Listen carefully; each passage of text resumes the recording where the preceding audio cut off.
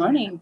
Good morning out there in internet lands. My name is Jaimelyn Gray. Welcome to You've Got a Thing, an interview thing about Milwaukee theatre or theater, whichever you prefer, things.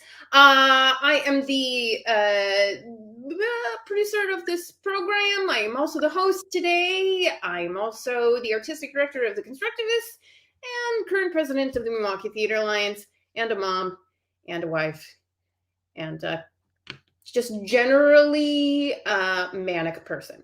And today, with me today is the most wonderful and amazing Maggie Marks. Maggie, would you like to talk about yourself a little bit?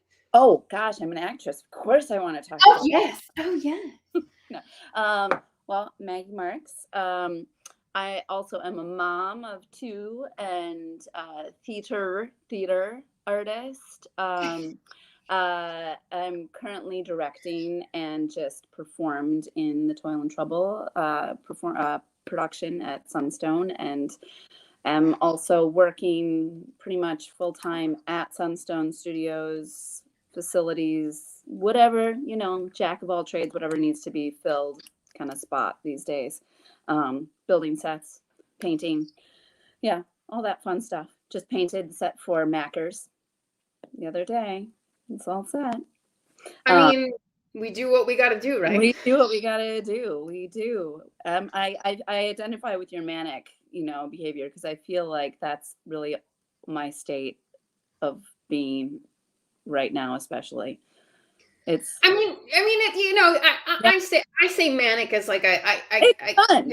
as a kind of thing, but because it's really like we just do what it takes to get the stuff done, and that's what you do.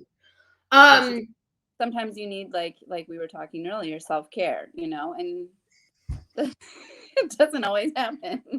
Yes, but I was saying it in the context of I'm really upset that I took self-care this morning because the expense of getting other stuff done. Mm-hmm. So you're like, I don't know if that was the right decision, but my neck is thanking me. So we'll see. But I'm excited to have you on the program today because this is a great series that Sunstone has going on. And I just, first of all, can you talk to me about this series, this trilogy? Yeah. So Amber Egan, of Sunstone Studios, had come to me when we were working on the theater and trying to figure out what to do for the first production.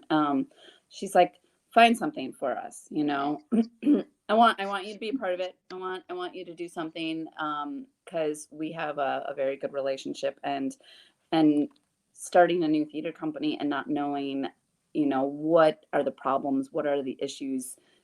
We decided to work together so we can kind of dialogue about, the bathroom entrance is bad over there, or the theater space is making an echoey, or this is going, and we need more curtains here, or just little logistical things.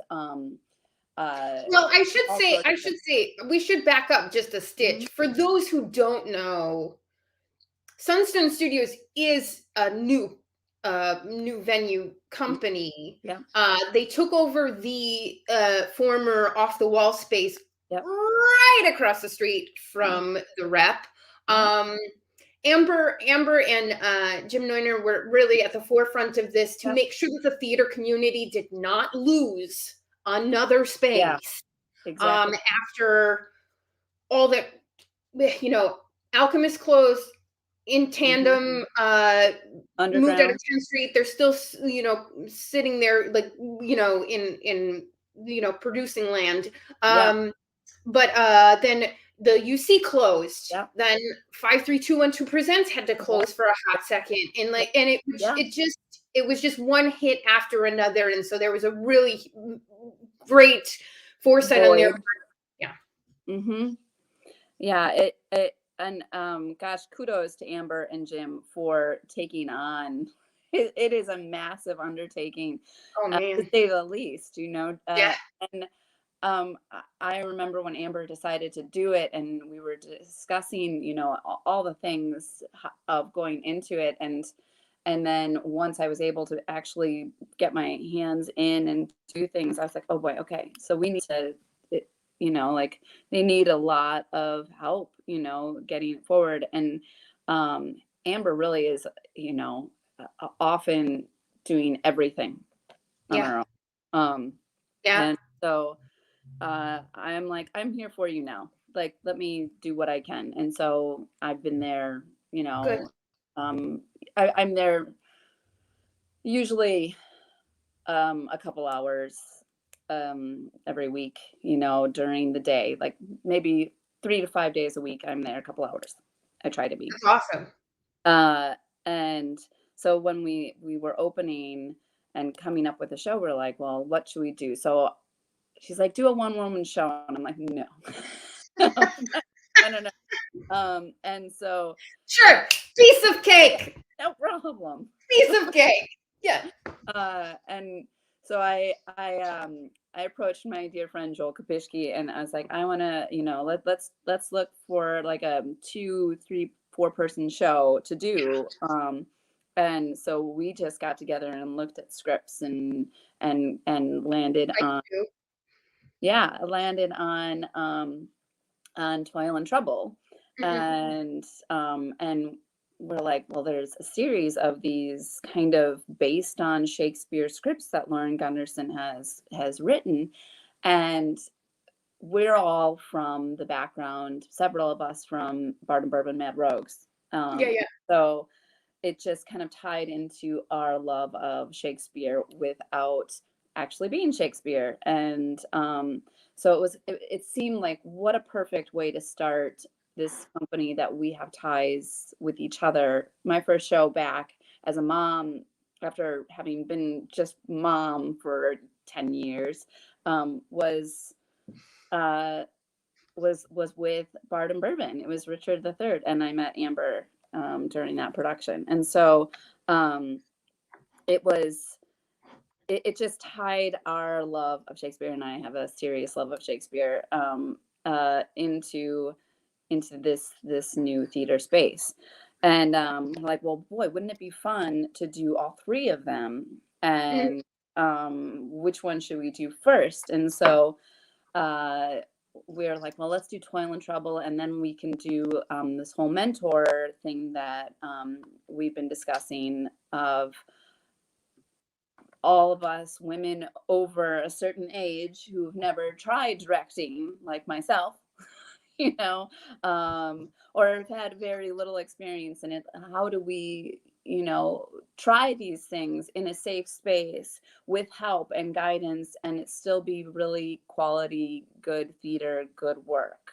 And Can I just pause you for one yeah, second there? Because I do want to talk about the women of a certain age yeah. thing, in the context of this. That what happens to women's roles as we sort of cross the Oh yeah. threshold of late 30s Mm. into 40? What happens? Can you explain a little bit?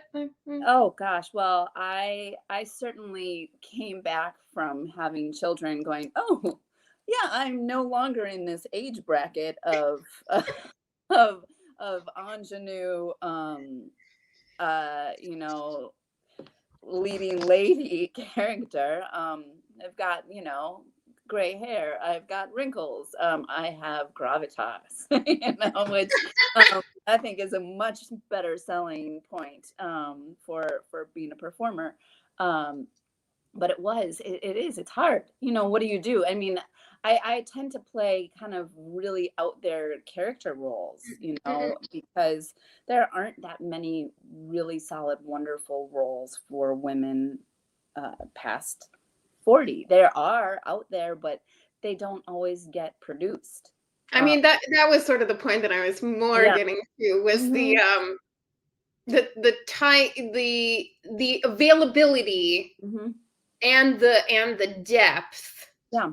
once you cross that threshold of, I Yeah. am no longer an ingenue threshold. I Yeah. mean, and that's a whole other discussion altogether of like ingenue and archetypes and all Yeah. the things. Yeah. But for another day. But that's really what I'm speaking of, is that a lot of women end up, but whatever. You get to this point where you're like, I should try directing, Yeah. because you have this wealth of experience. The roles start thinning out, Ew. and you still want to stay creative and active and Mhm. be involved in your community. And so, Exactly. And it's so hard to do that if you don't have the the ability to do so. So, I mean, what a great gift I've been given to try to direct for the first time. Have I directed in the past or taught? Yes, but like like a millennia ago, and sure, things that weren't fully produced, they sure. were smaller things.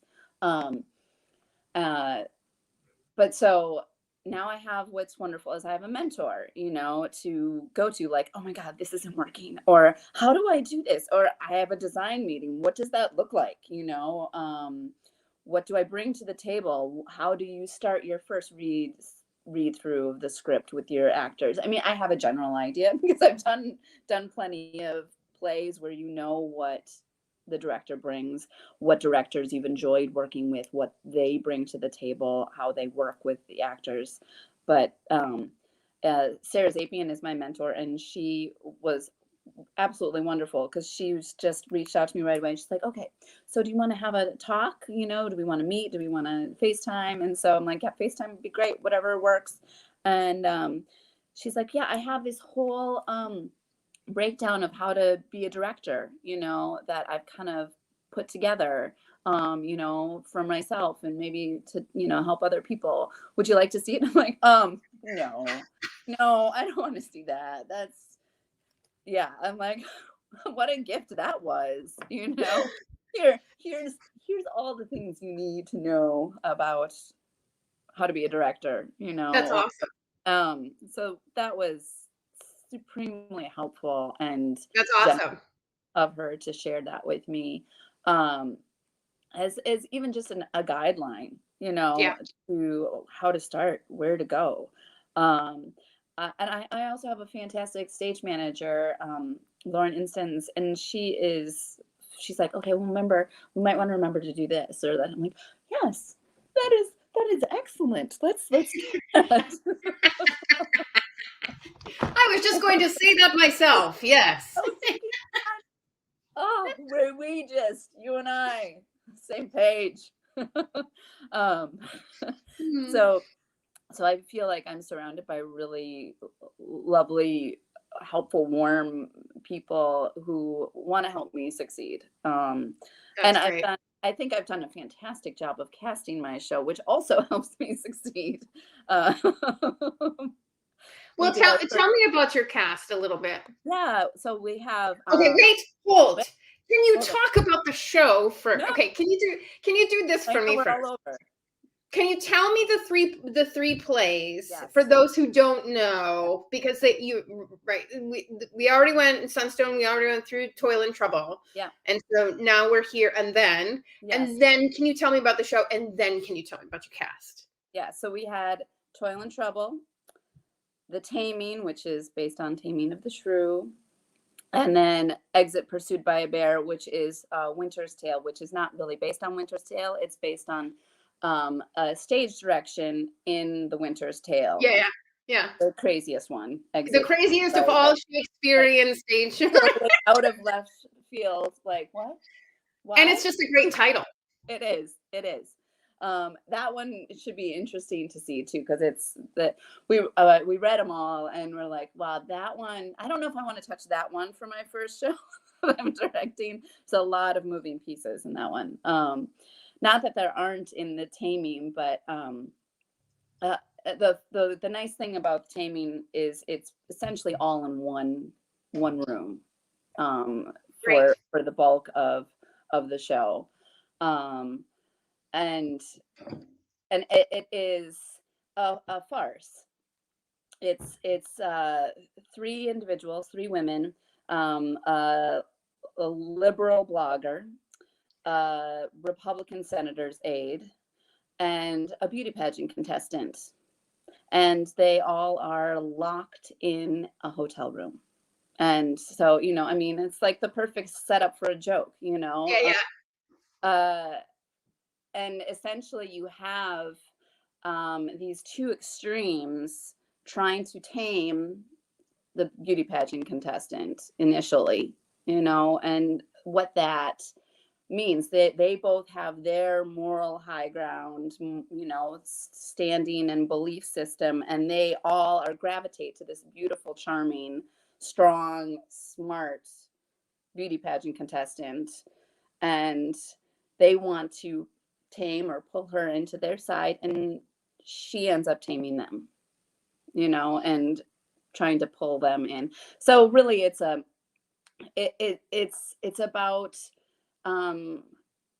trying to moderate and be more moderate as a country. I think, as a whole, is the message that we are just so far apart from each other in the world, both via internet and politically. I mean, we're separated because of the pandemic, which has, I think, divided people's true feelings and heart and belief system into like me against you, even more so than we were.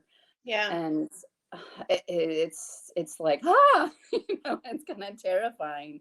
And so I feel like this show is just a perfect time to, maybe, not that it will really help, but it's a good message to remember that moderation is good, like find the middle ground for all of us. Yeah. Where is that space where we can have dialogue, and see eye to eye. We're all human beings. We all have, general goals, which is exist, be happy, love each other, but those lines get crossed, and muddled. And so that's kind of a fun thing to play with this show, is finding, like, how do we come together again, and it doesn't, I don't think it necessarily says one side or the other side is bad either. Okay. It's not like, oh, but you do this, and they definitely point fingers at each other. I mean, because that's the fun of the dynamic of having a Republican and a liberal blogger in a room together, is they're going to clash and have their political views not mesh. But that's part of the dynamic and the interest of it. But it's not like you're right, I'm wrong. In the end, it's, let's just find, where can we meet. Awesome. And what's lovely about my actors is we have Samantha Sostrich as our beauty pageant contestant, and Of course. and I really shouldn't pigeonhole her like that, but no, but she is, I mean, the character's from Georgia, and Okay. is very much, a beauty pageant winner, and so she knows the game. She knows how to pull people in, charm them, win them over. And yet at the same time, she has her degree in constitutional law, and is smart as, I mean, she knows the political game. She knows the information, and she is is has a big dream of how to get about it.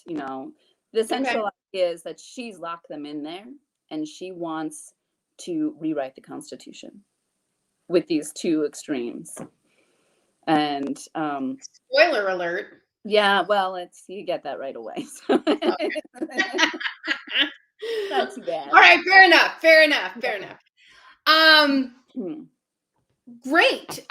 So I mean, people can go to Sunstone Studios, MKE.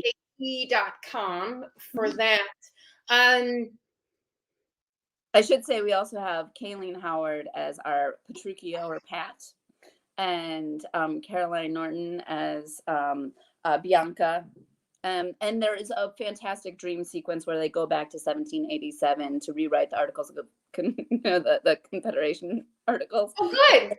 And they Good. there's a whole George Washington, Madison, and James Charles Cotesworth Pinckney, kind of battle, and that also kind of tackles a bit of racism and slavery in that whole Oh, dreams.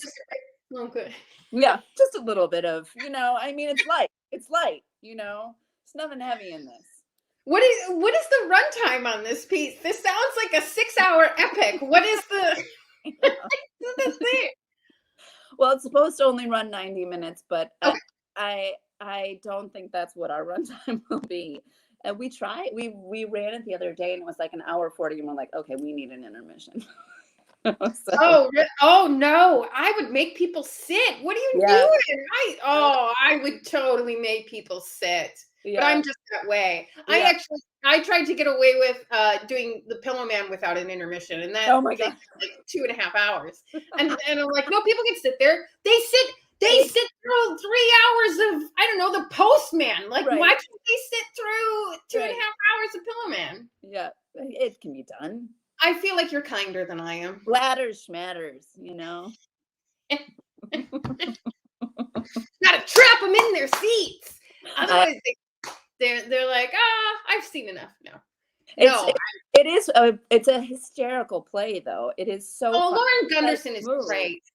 But it tackles so many big things, and that's the challenge I find as a director is you don't want it to just come off as a sitcom caricature of like this character, and not have authenticity or based in real individuals. Yes. It's farcical, and the characters are big and different, but we find people like that in real life all the time. It's just a matter of trying to tell me more about this. You don't find that in theater, like big personalities? You don't know? No, everybody is super chill and completely agreeable and totally zen. Totally zen. I did want to mention too that Lauren Gunderson, for people out there who don't know, was the most produced playwright of 2019. Yep. Her work is really smart. Yeah. Really accessible, really relatable. But it's one of the things that I always like about good pieces is that they'll do that thing of where it's super funny or whatever on the surface, and then if you sit with it for a minute, you're like, oh wait, there's some stuff. Yeah. And Lauren Gunderson is really, really good at that. It is. I was working with my actors last night, and I was like, this one little chunk right here is the piece, and it is so. It needs to be. You need to feel it, and it sucks that you have to feel this right now and do it, but it needs to be felt, and we did it again, and I cried. I'm like, oh my god, that was beautiful. But it does, some of it is sticky and harsh, and then and should gut you a little bit, but then pull you out and be like, aha, like a moment later. But I think it only really sticks well if it is those highs and lows, and so it'll be interesting. But Lauren, she knows how to do that well. Yeah, it's the best type of art, and then the audience walks away with a real sense of completion, like just a fullness about an experience where if you can laugh and then get kicked in the nuts at the same time, that's gold. It is. Yeah. Well, so what else? You all are opening the what? The 4th of November, next Thursday. Oh my god, is that? I know. So how did we get here? I know. I don't know. With Macker's opening last night, we have a quick turnaround. So, they opened last night, they closed Sunday night. And so we kind of did our semi load in last week, the joint show. Okay. It's tight. It's tight. Okay. Mhm. Yeah, I would have loved to witness that, but Yeah. I've been a little busy myself. So you'll have to tell me that story another time of how Yeah. you all like made this, because the Sunstone space is great. It is.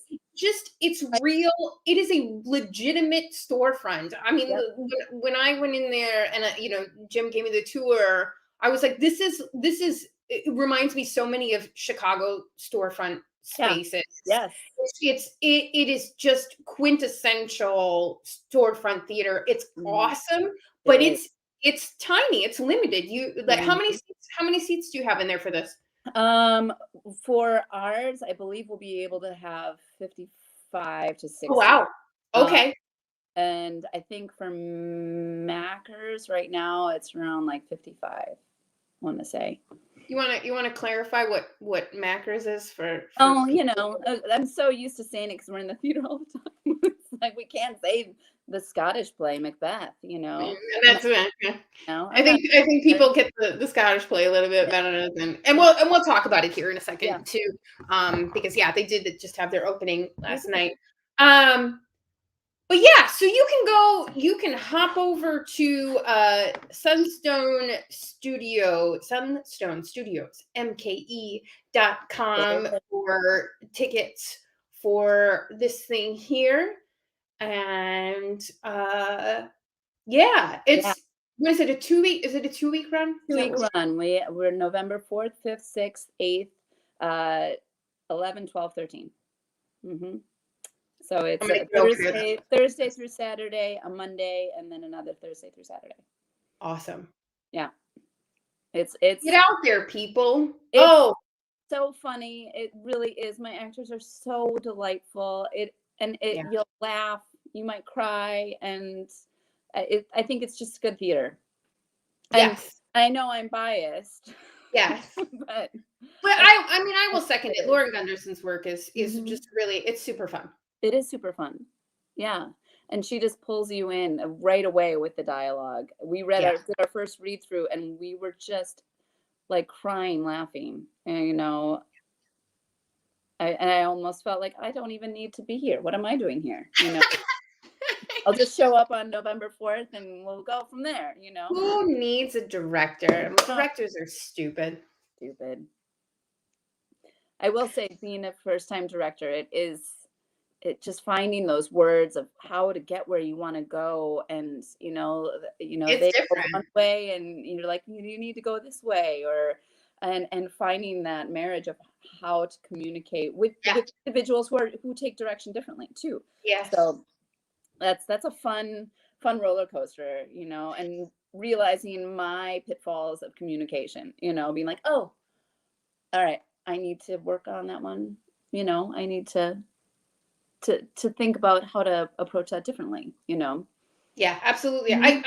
I still struggle with that myself. I think that's a real lifelong journey. It's also why mentors are great, or I bring in a lot of like an acting coach and things like that, because sometimes just having the teacher aspect there can help. Collaborators are great. They are. I'm definitely feel really fortunate right now. That's awesome. Well, let's take a look at some of the other things that are happening and talk about some of the other things that are happening in our community. Oh, let me find my things here. Speaking of Macbeth, yes, they opened last night. It's a new adaptation from one of my favorite people, Maya Danks, who's a big old Shakespeare nerd, and that is this weekend only. Just this weekend only, yeah. I think it's like 5 performances or something like that. Yeah, I believe there's 2 tonight. Like you can go at 7 p.m. and 10 p.m. or something like that. So you can make it happen. But make sure that you check that out. That's also at Sunstone Studios, MKE.com. Yeah, I'm gonna see it tonight. Woohoo! Renaissance Theater Works has the cake that opened last week. Yes. A great and funny show about Della, who's a sweet, God-fearing Christian and also a baker. And she's got this conflict happening where she wants to make a cake for her best friend's daughter, but her best friend's daughter is marrying a woman, and so that's what a trouble for her. Oh, what a spot. So you can go to RTW, it's actually r-t-w.com. That's going to run through November 14th from Renaissance Theater Works. Cabaret Milwaukee is back with Cabaret does really great. This is a series of sort of radio show, live radio show, old timey radio. It's a really interesting setup, and they're in the, I think they're still in the Astor Hotel. Yeah, yes. Yeah, I saw this pre-pandemic. I saw this the second of this iteration. It was so much fun, and a lot of the cast is larger than life, and it's original work, and we should always support original work. So you can go to cabaretmke.com to find out information about that. They are going through next weekend. The Constructivists have a show called Wink by Jen Silverman. It was directed by this asshole called Jaimelyn Gray. And I have it on good authority that people are really digging this 1 hour. It's super fast, and it's furious, and it's badass, just like Jen Silverman herself. Jen Silverman's a really great contemporary playwright of similar time within the theater universe as Lauren Gunderson. They both sort of like popped up in popularity at the same time. And Silverman's leaning a little bit more towards the darker side of the theater universe, which is why it's over at the Constructivists. That runs through November 6th at the Broadway Theater Center. You can go to theconstructivists.org for that show. Milwaukee Opera Theater has this great project with the Decameron Opera Coalition, which is like 10 or 11 fringe theaters from across the country that got together to do original work to talk about their heroes. And Milwaukee Opera Theater decided to get together with Milwaukee's Trickle B Cafe, which is this awesome space that operates. It's a pay-what-you-can restaurant in the center of a food desert. Oh my God. And they got together with, what's that? It's amazing. Yeah, it's just amazing. And they got together with Britt Nicole and Miss Lotus Funk.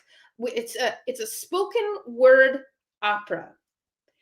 Ooh. It was filmed, and so it's a project that brings together a wonderful artist and cinematographer and all of this. And they're having this all the way through the end of the year, and so you can go to MilwaukeeOperaTheatre.org for that.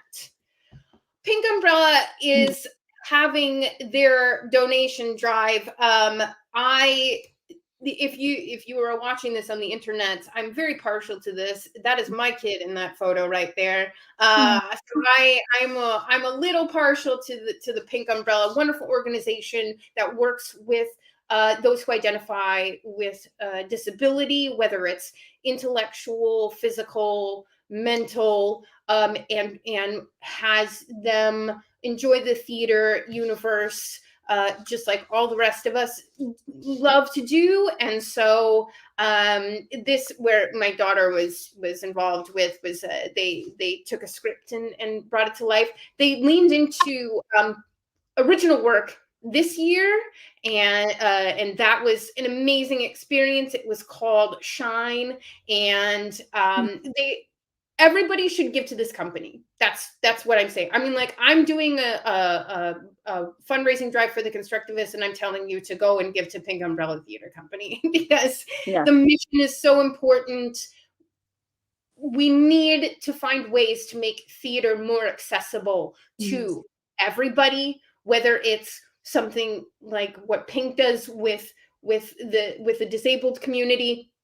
We try at the Constructivists really hard to keep our tickets low cost so that there is a financial just to strip down the financial barriers. This is the direction that we need to be going in the community in my opinion, to bring in more people into this wonderful art form that, Maggie loves, I love, we're nerds, we love it.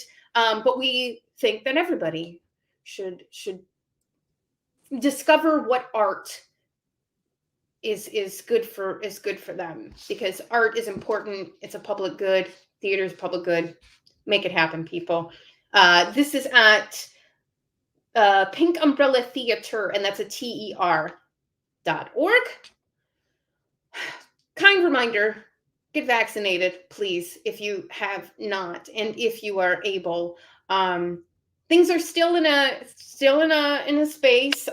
If you go to any shows right now in Milwaukee, you will need to wear a mask. You will need to show your vaccination card or a COVID test. You're doing that over in Sunstone too. Yes, you can't. You have to be vaccinated. So my son, who's 11, can't see the show until he's vaccinated, which is hopefully happening next week. I believe they're opening up for 5 to Pfizer.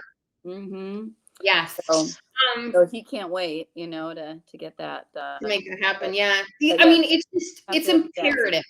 It's imperative to live theater. It's imperative to any sort of live music. All of it. I mean, even Lollapalooza was really successful this year comparatively, going through a pandemic, because they were doing proof of vaccination, and their COVID rates were super low. It was only like 200 and something cases or something. It was really insanely low. So please, if you can do that, please do that. Please. And then finally, I always have to give a big thanks and shout out to Imagine MKE for giving us this platform to use for this program. They are huge, wonderful leaders in the arts advocacy area, of which the Milwaukee Theater Alliance is also underneath their tutelage and direction, much to make a lot of efforts happen to get in touch with your elected officials. Let them know how important art is, because Wisconsin is 49th in state funding for the arts. If you didn't know that, you know that now. And the only reason that we are not 50th is because Arizona took their arts funding to 0. So we are competing with Arizona as the lowest of the low, only because they went to 0. So what Imagine does, which is really great, is it gives you all the tools that you could possibly need to copy and paste away and send to your officials to let them know how important art is to you in your life. And it's a personal goal of mine to get it out, within, like, my 10-year plan is to speak to every single elected official in the state of Wisconsin. I want a lobbyist on the floor of an arts lobbyist on the floor of Milwaukee Theater arts lobbyist on the floor of the state capitol, and it's so important to me. I've said to a lot of people, and I will say it loud and proud, I'm only on this planet because of theater, because it's kept me alive. And I know that I'm not the only person out there that feels that way or is that way. So it's important. So you can go to imaginemke.org to get all the tools you need for that. I'm gonna try and get this other program up and running one of these days. I was just telling Maggie before we got on live here. This I want to call it On the Non-Ec, and talk about the non-equity community, the non-union theater community, what it takes for somebody like Maggie to and Sunstone to get a show up and running with very little funding, very little resources. And why it's important for people to know how things operate. I really believe that if the general population, if more people knew what we do to make things happen, because it looks great at the finished product, and you're like, whoa, that's amazing. Yeah, it takes a lot. It takes a lot. The couch that's in Wink over at the Broadway Theater Center is the couch from my home office. Right. I took the couch from my home office out of my house and I put it on stage at the Broadway Theater Center because we have to pay rent. Yeah. And exactly. And that's what you do to make things happen. I'll say many of the things in our show currently are from my house. Even that I donated to Sunstone itself from my house. It's like I got that. And I have to do a shout out too to Next Act and Carthage College, because both Next Act and Carthage gave us things on loan for the show. And amazing. They just said, it's fine. We need to stick together as theater companies. We have several pieces of furniture and items from Next Act that David Cesarini just happily was like, no, we did the show these are things you can just let us know when you're done. Give us credit for it, Bless him. Like, oh, of course, this is and Carthage, they gave us a bunch of wonderful costumes for our dream sequence, because we have, and wigs, because it's 1787, baby, Of course. Of course. But without their help, gosh, the price and the cost of renting those things or buying them, finding them, the amount of time it takes to source these things also is, as you know, like borrow steel. Borrow steel. Well, maybe not steal. I mean, but definitely beg and borrow. Beg and borrow, for sure. So throw out, your cards to the wind. Who's gonna help? And I mean, it sometimes seems so simple just to ask for help, but you feel also that maybe I don't know if I can ask that. Can I ask that? And to go and ask companies for, like, oh, do you have this? And then expecting to pay, a rental fee, obviously, because you want to be able to support other places too, and then to be like, no, it's fine. It's really, really a lovely, generous thing. Yeah, but I feel like if the public knew more about this, they might value things a little bit more. Maybe that's my hope anyway. That's my hope too. So, I think after we close Wink, I'm gonna switch my focus and try and get that up and running. Because I just need more. I just need more knowledge out there.